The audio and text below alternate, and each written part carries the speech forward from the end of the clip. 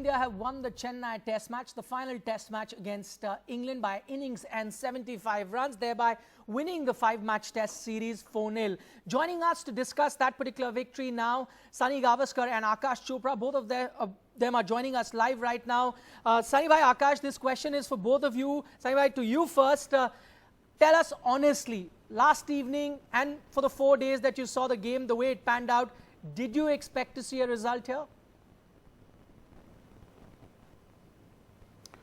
Well, I expected England to lose a lot of wickets, but you know there was always the question of the tired minds because they've been on the road for a long time.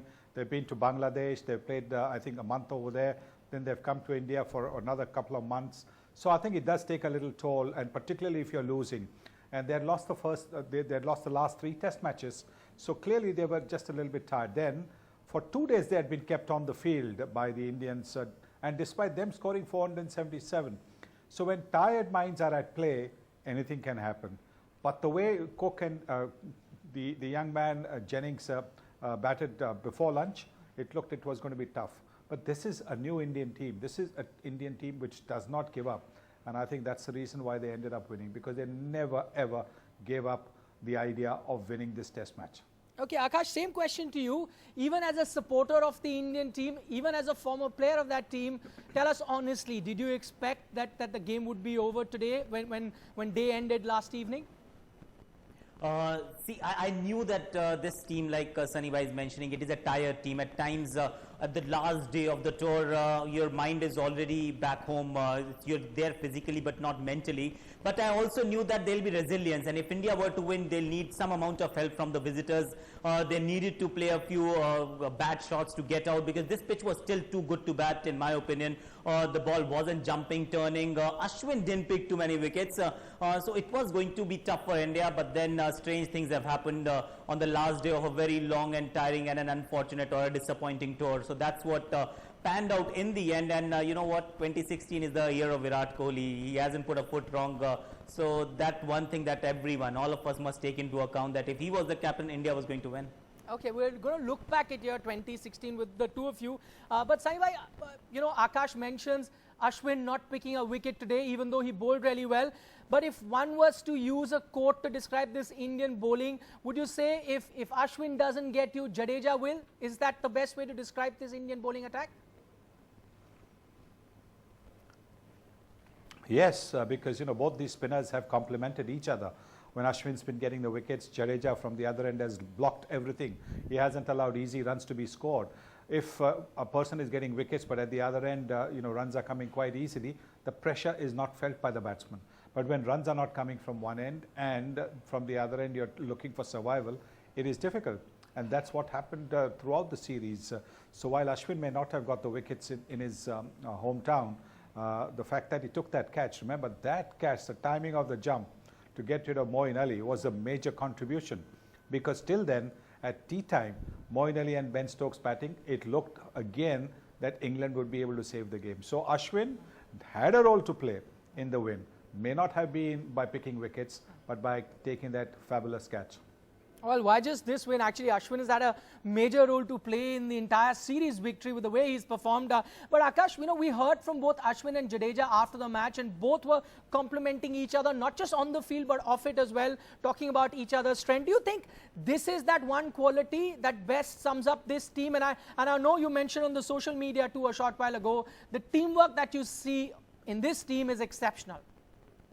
It is exceptional indeed, because everybody is feeding off each other's success. You know, the team that feels genuinely happy about everyone's success, that's the team that eventually succeeds more. And this team is sending out those vibes. And we keep saying that sports are not necessarily, it doesn't necessarily build character, it reveals character for sure. And this team's character is out there for everyone to see, that they are feeding off each other's success. They're genuinely happy for everyone, and they want to win. And they're led by a captain whose eyes are firmly focused on just one result, that's a victory. And that is where this team is heading. When we talk about fast bowlers, we say they hunt in pairs. We tend to ignore the fact when we talk about spinners, but they also do hunt in pairs, and these two guys have combined together wonderfully for India to succeed so often. Okay, Saima, in the last 6 odd minutes or so that we've been talking, you, Aakash and me, the one name that we've mentioned very often is that of Captain Virat Kohli. Now, you spoke about it, Aakash spoke about it, how that this team is different. What do you see is different in this team? And I somehow see that it coincides with the change of captaincy. Ever since Virat's, come on board as the skipper, the team has been performing really well. I mean, their winning percentage on the stats is phenomenal. They just lost 2 matches in that time. You know, if I might say something, they're all of the same age group. There's no generation gap.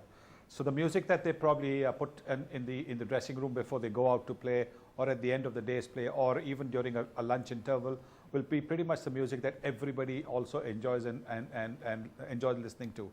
These are little things. Look, everybody's about the same age, 28, 26, 27. They've had a fair bit of a career under their belts as well. Karun Nair, 25 years old, but he's been playing first-class cricket for a while. Jayant Yadav, and the other success story, he's also been playing first-class cricket. They are all under 30. And so therefore their thought process, everything is very similar. Clearly, yes, there will be differences because, personalities are different. But generally, they are of the same age, and that makes a huge difference because it's easy to relate to each other.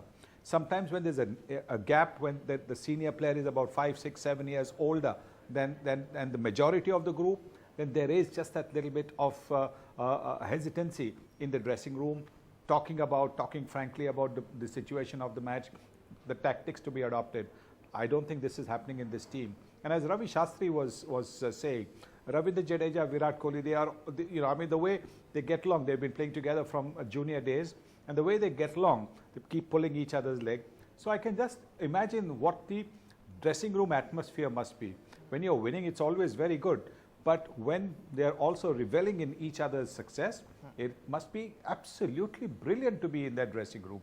And I think that's the bonhomie that we see in the dressing room, which is contributing to this effort on the field. Okay, Aakash, Sunny talks about how they're all of the same age group, and that's the kind of team spirit that one can see. But let me talk to you about a senior member of that dressing room, and that would be Coach Anil Kumble. We spoke about the K factor of Kohli, but what do you make of K factor of Kumble? Do you think these two Ks coming together have also made a sea change? Definitely, because see, if you've got the aggression of Kohli, you needed the calmness of Anil Kumble as well, because not to forget that Kohli is a young captain. He's an evolving captain. He will make a few mistakes.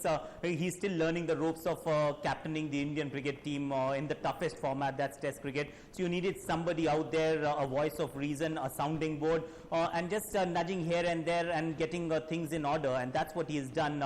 Anil Kumble's presence, I think, has been phenomenal. It has had a great effect, positive effect on the entire team, the setup, and the way they've gone about doing things as well. Because I think it's on Anil Kumble's insistence that let's not think about playing on rank turners. Let's play on good surfaces. We want to. We know we can win. We are good enough. We don't need pitches to assist us. He's obviously encouraged the lower order to come and score heavily. Youngsters are also feeling a lot more comfortable, I think, when you have somebody like Anil Kumble, the stature of Anil Kumble there in the room. That's a very reassuring sight. So I think Kumble's just contribution to this Indian team is immense. Okay, Saima, one word, and I'm going back to yesterday's play. Do you think the way England, completely were, couldn't perform on this particular track actually puts into perspective Karun Nair's knock as well? Because I know, I'm not saying that they were stock, but some may have said that, it was a easier pitch to bat on. But now that we saw the way the English batsmen were performing, does that put into perspective the conditions under which Karun Nair got that 300?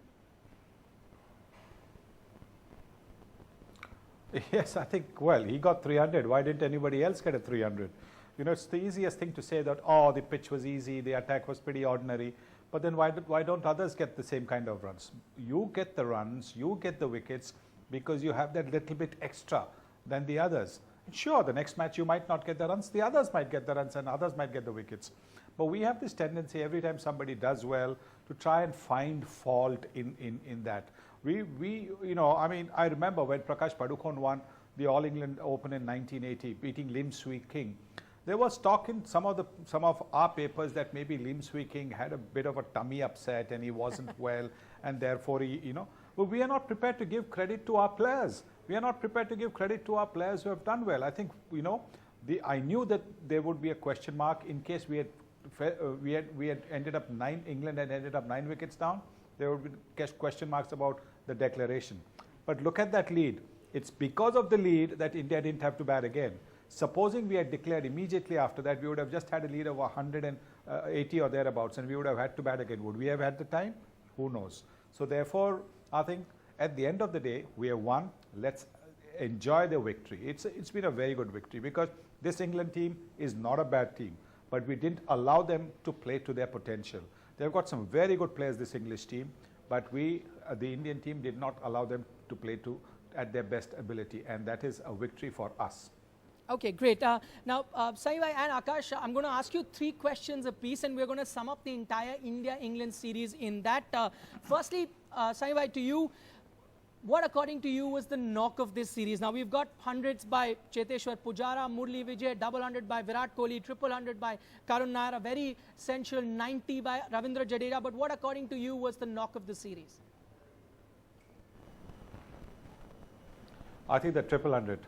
Never easy to score triple 100. We've got only 2 Indians in the history of Indian cricket from 1932 to 2016. Only 2 people have scored a triple 100. So the triple 100 for me was the knock of the series. Okay, Aakash, what about you?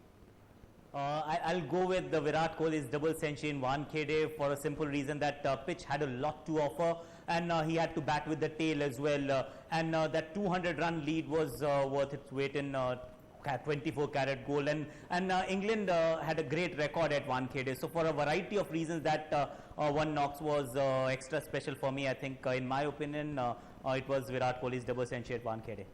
Okay, now let's ask you about who is the man of the series according to you. I know Virat's won it as far as the commentators are concerned, but let me ask the 2 of you. Aakash, this time I'll start with you. According to you, the man of the series, I mean, we've put together a few names of Ashwin, Virat Kohli, there's Ravindra Jadeja, Pujara and Vijay, both of whom got 200s in the series.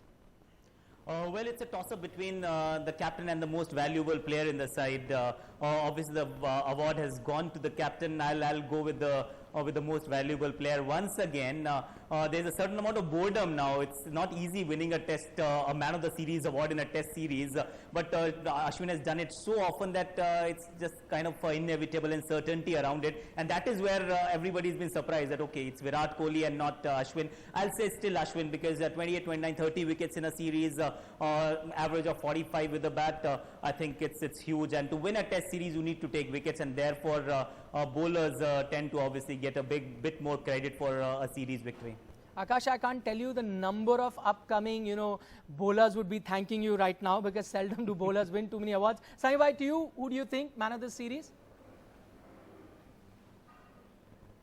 I'd go for Virat because Virat scored runs every time when India was chasing more than 400.